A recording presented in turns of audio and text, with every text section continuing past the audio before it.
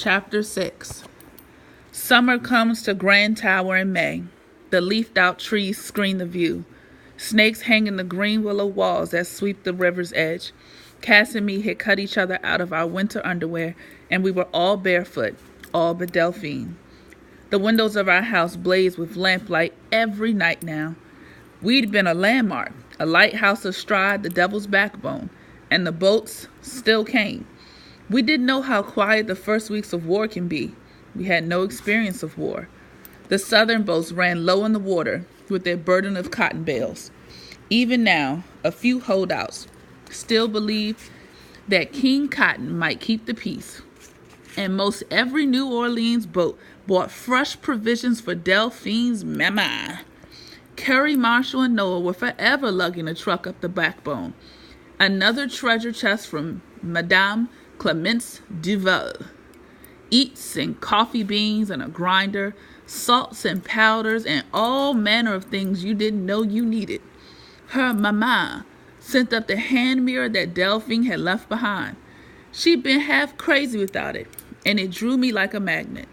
I've never seen myself in front of a mirror before. I see my reflection in a pan of water, and even in the river, rippled. But me and Cass always fixed each other's hair. We didn't have a mirror in the house, though you catch a glimpse of yourself after dark in a window pane.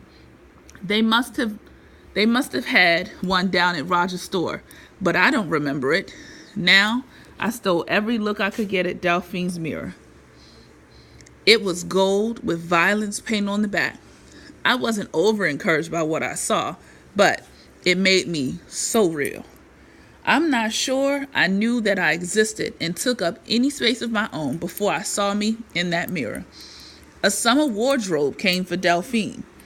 Dimities and lavender lawns, straw bonnets, embroidered chemises, and muslin and calicos for Calinda. My head swam. People naturally talk. What else was there to talk about but them sheesh gals, that Delphine and that Calinda? A rumor went around that Calinda was an escaped slave, and for giving her shelter, us Pruitts were being called Republicans.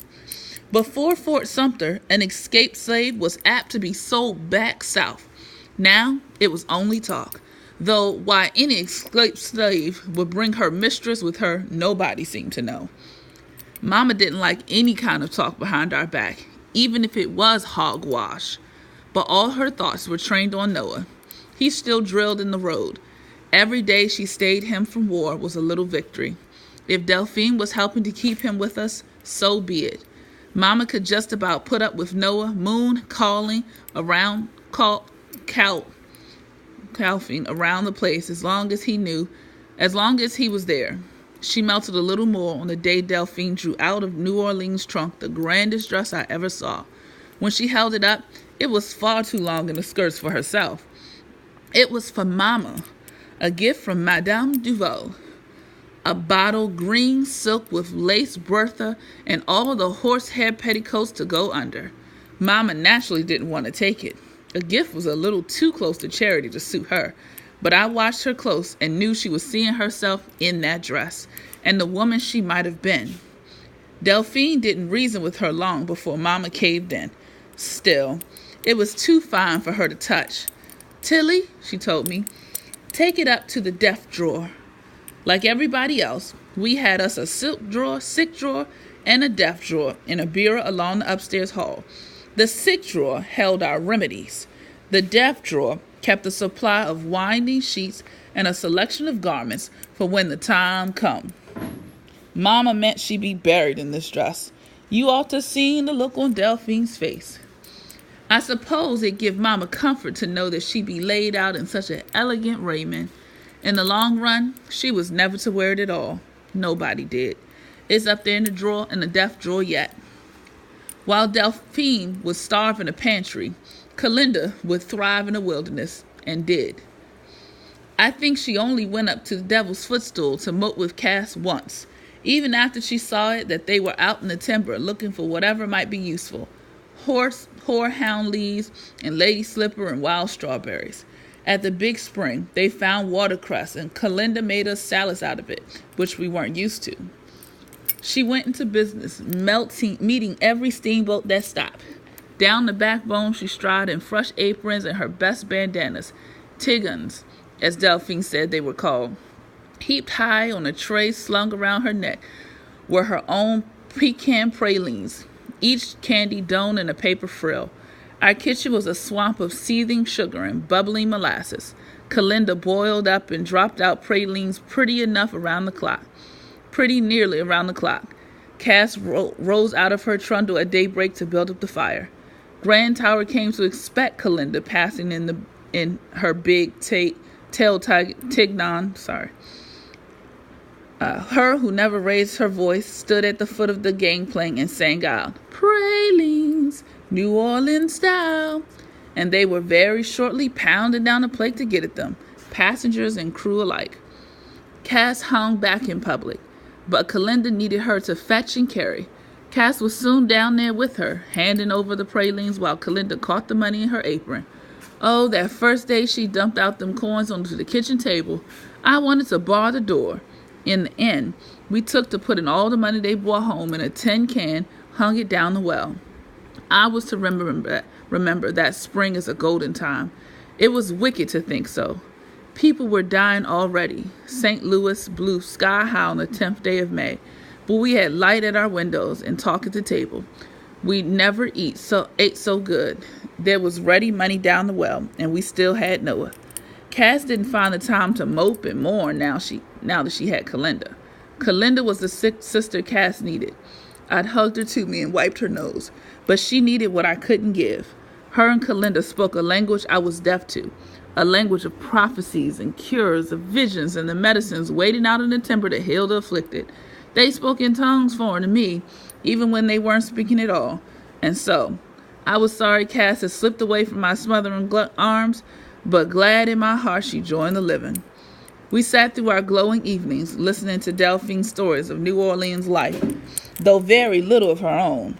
We brought our chores closer to hear her tales, and like the girl in the Arabian Nights, she never run dry.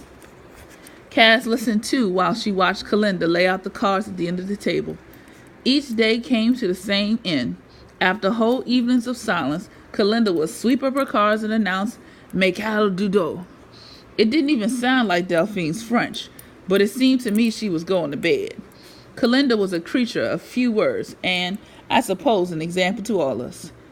Throughout our evenings, Noah never ran short of excuses to hover nearby.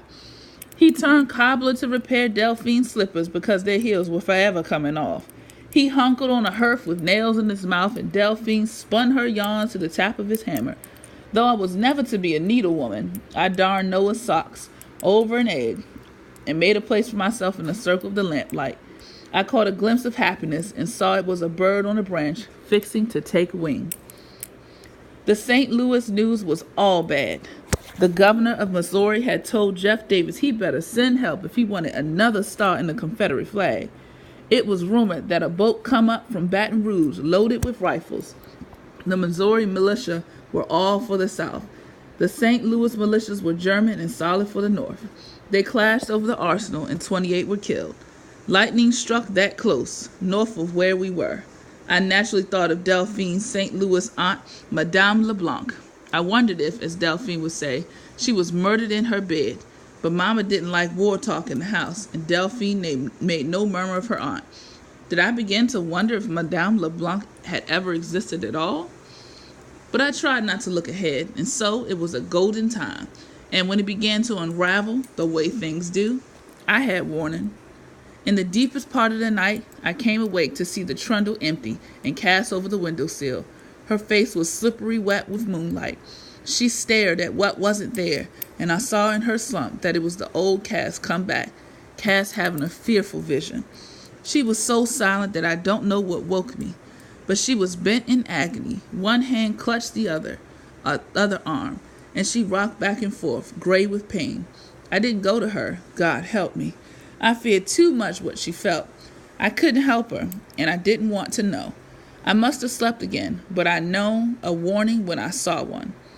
One day or so later, Delphine and I were coming back up past the chicken yard from the privy when we seen a small parcel on the porch. We never went near the woodshed in summer, and we never went alone to the privy because of the snakes. It was hard to keep the weeds down, and there was that old story about the countrywoman in her privy that was bit from below by a cottonmouth. It was one of them stories that never dies out, like Miss Champ Hazelrigg being ate by her hogs. We always went to the privy in pairs, and one of us carried the hoe. Delphine saw it first, a rag tied up in a bundle just where Curry Marshall had left the lamps. We dropped down on the porch stairs while I worked the knot, my mind a blank. There was nothing inside but a rock to make weight, 2 red ribbons lettered in gold, and a note folded up tight. The ribbons were prizes Curry Marshall had won for spelling at the B's years back at school, so the note was meant for me. Delphine knew by watching my face as I smoothed out the paper. I had never had a